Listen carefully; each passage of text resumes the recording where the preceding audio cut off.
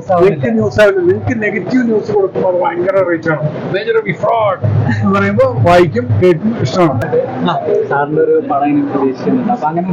ഇപ്പം അടുത്ത് ഞാനിപ്പോ വേറൊരു പടമാണ് ചെയ്യുന്ന ഒരു ലവ് സ്റ്റോറി.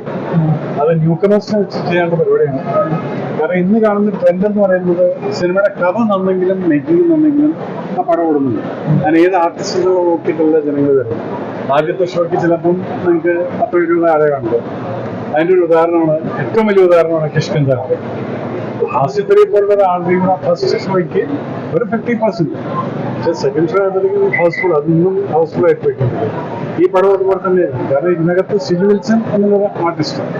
അപ്പൊ സീലബിളാണെന്നൊക്കെ ചോദിച്ചാൽ ഇതൊന്നും നമുക്കൊന്നും ആരും സീലബിളില്ല. കാരണം നല്ല മേക്കിംഗ് ആണ് പടം വരുന്നത്. അതുകൊണ്ടാണ് ഞാൻ പറയുന്നത് ഇതുപോലുള്ള പുതിയ ഡയറക്ടേഴ്സ് വേണം. They should take the film forward. ചെറിയ പടങ്ങളെ തിയേറ്ററിൽ നിലനിൽക്കാനായിട്ട് ഹോൾഡ് ചെയ്യാന്ന് പറയുന്നത് നല്ല കഥയാണെന്ന് നിൽക്കും. നല്ല കഥയാണെന്ന് നിൽക്കുമെന്നുള്ളതിന് ഉദാഹരണങ്ങൾ നമ്മൾ പലതും കണ്ടതാണ്.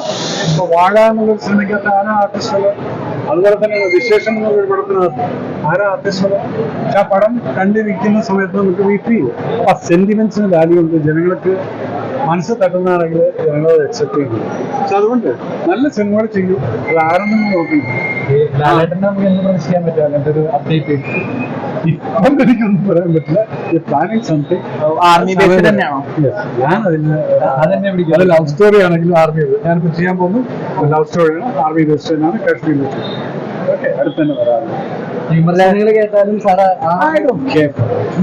നമുക്ക് നമ്മുടേതായിട്ട് ചെയ്ത് കൊണ്ടുപോയിക്കൊണ്ടിരിക്കുക. അതല്ല പറയാം, വിമർശനം പലർക്കും പലതും പറയാം. ഓരോരുത്തരുടെ അപ്രോച്ചാണ്. ഒരാൾക്കൊരു സിനിമ ഇഷ്ടപ്പെട്ടാൽ മതി, ആ സിനിമ എനിക്ക് വളരെ ഇഷ്ടപ്പെടുകയും. അപ്പൊ നമ്മൾ വിമർശിക്കാനല്ല നോക്കുന്നത്, എന്താണ് നല്ലതെന്ന് നോക്കിയിട്ട് നമ്മൾ പോസിറ്റീവ് അപ്രോച്ച് ചെയ്യും. എല്ലാത്തിനും പോസിറ്റിവിറ്റി കാണുമെന്ന് ആഗ്രഹിക്കുന്ന ഒരു വ്യക്തിയാണ്. എന്നെ കുറിച്ചിട്ടും ഞാൻ വഞ്ചകനാണ്, ഫ്രോഡാണ്, ആ കേസുകളൊക്കെ നൽകുന്നുണ്ട്. അത് കോടതിയിൽ ആ കേസ് തള്ളുന്നതെന്ന് ആരും വായിക്കില്ല. കാരണം നിങ്ങൾക്ക് അത് ഇഷ്ടമല്ല. നിങ്ങൾക്ക് ന്യൂസ് ആവില്ല. നിങ്ങൾക്ക് നെഗറ്റീവ് ന്യൂസ് കൊടുക്കുമ്പോൾ അത് ഭയങ്കര റീച്ചാണ്.